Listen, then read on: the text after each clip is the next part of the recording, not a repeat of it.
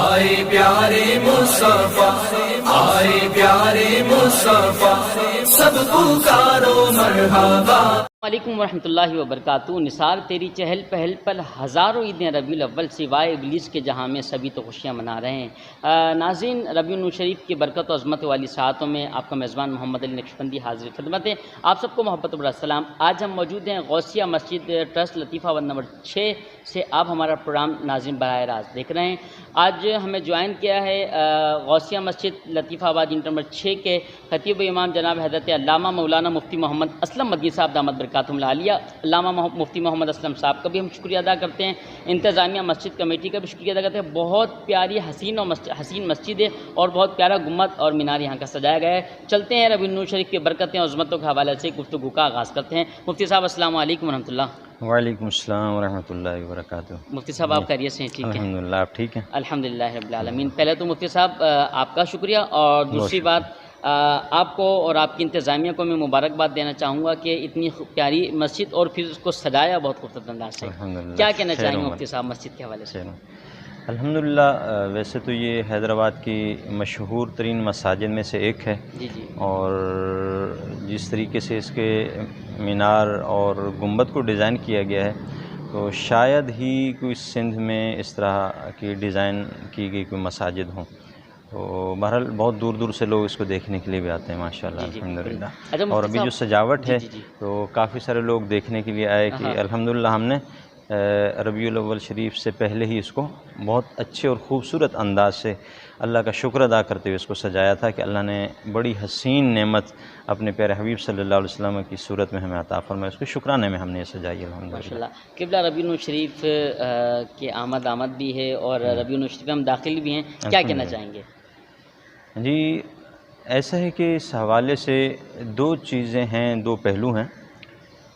ایک یہ ہے کہ خوشی کا اظہار کرنا، اور خوشی کا اظہار گھر پہ لائٹنگ کر کے، جھنڈے لگا کے، اور اس طرح کے جو ہمارے ہاں الحمدللہ مروجہ ہے اس طریقے سے بھی کیا جاتا ہے۔ اور دوسرا ہے عملی طور پر۔ اچھا، اب یہاں کنفیوژن بھی ہے تھوڑی سی، وہ کیا ہے، ایک عام آدمی کے لیے، عام مسلمان کے لیے، کہ جب وہ خوشی منانے کی طرف آتا ہے تو ممبر سے ہی اس کو آواز آتی ہے کہ نہیں یہ غلط ہے اور یہ طریقہ صحیح نہیں ہے، اسلام کے اندر دن منانے کا کوئی کانسیپٹ نہیں ہے۔ اور پھر جب یہ بات کہی جاتی ہے کہ نبی کریم صلی اللہ علیہ وسلم نے اپنی مبارک زندگی میں کبھی بھی اپنا میلاد نہیں منایا، اور کبھی بھی صحابہ کرام علیہم الرضوان نے اپنے پیارے نبی صلی اللہ علیہ وسلم کا میلاد نہیں منایا، اگر کوئی عامی آدمی کرے تو شاید لوگ اس کی بات کو نہ سنیں اور لائک نہ کریں۔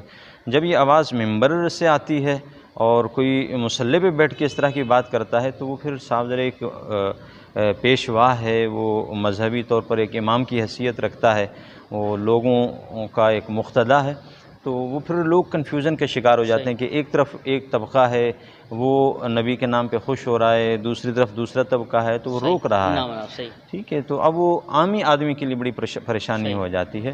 تو پریشان ہونے کی ضرورت نہیں ہے۔ سب سے پہلی یہ بات کہ اسلام کے اندر دن کی منانے کا کوئی کانسیپٹ نہیں ہے، تو قرآن پاک میں واضح طور پر ہے، اللہ تعالیٰ نے ارشاد فرمایا وَذَكِّرْهُمْ بِأَيَّامِ اللَّهِ۔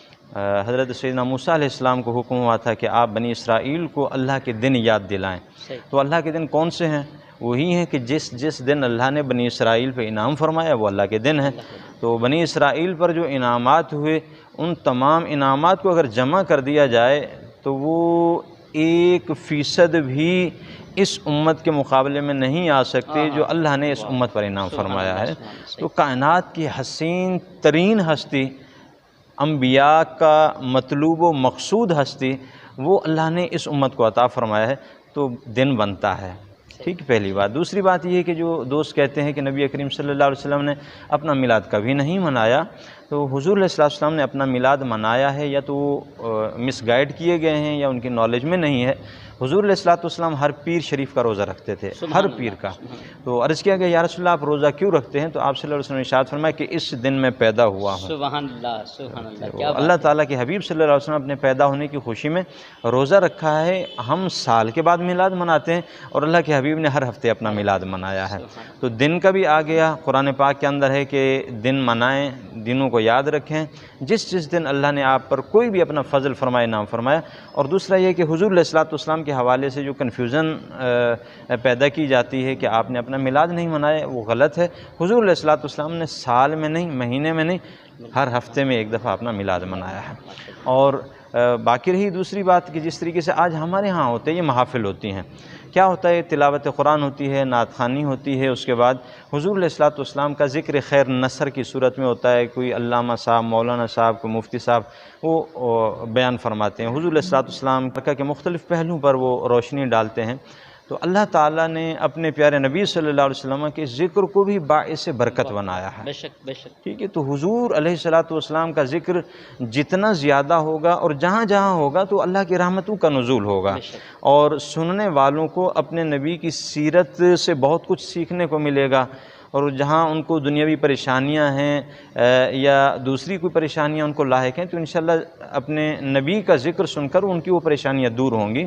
تو یہ صحابہ کرام علیہم الرضوان کا بھی معمول تھا. وہ عظیم ہستیاں بھی حضور علیہ الصلوۃ والسلام کا ذکر خیر اس انداز سے مناتی تھی، سجاتی تھی اور ایک دوسرے کو سناتی تھی کہ رب کائنات پھر فرشتوں کے سامنے فخر فرماتا تھا. ایک حدیث مبارکہ میں آتا ہے، سیدنا امیر معاویہ رضی اللہ تعالیٰ عنہ اس کے راوی ہیں، کہ حضور علیہ الصلوۃ والسلام کے پاس جبرائیل امین آئے اور آ کر اس کے یا رسول اللہ آپ کے صحابہ مسجد میں بیٹھے ہیں، ذرا آپ ایک نظر ان کو دیکھیں تو صحیح، کیا ہوا ہے، خیر تو ہے؟